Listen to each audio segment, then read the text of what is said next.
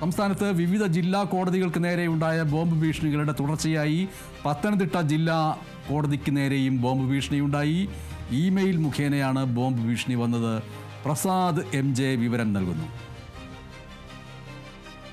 MS ഇന്ന് രാവിലെ ഏകദേശം കോടതി സമയത്താണ് ജഡ്ജിയുടെ ചേംബറിലേക്ക് മെയിലിലേക്ക് ഈ മെസ്സേജ് എത്തുന്നത്. അന്നേരം തന്നെ ജഡ്ജി അത് ജില്ലാ പോലീസ് മേധാവിക്ക് മെയിലിന്റെ സന്ദേശം കൈമാറി.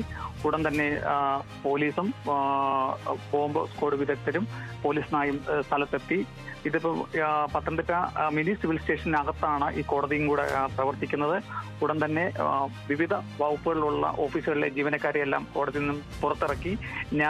ന്യായാധിപരും വക്കീലന്മാരും ഉൾപ്പെടെയുള്ളവരെയെല്ലാം പുറത്തിറക്കി. ഏകദേശം 1.5 മണിക്കൂറോളം ഇപ്പോൾ പരിശോധന നടത്തി.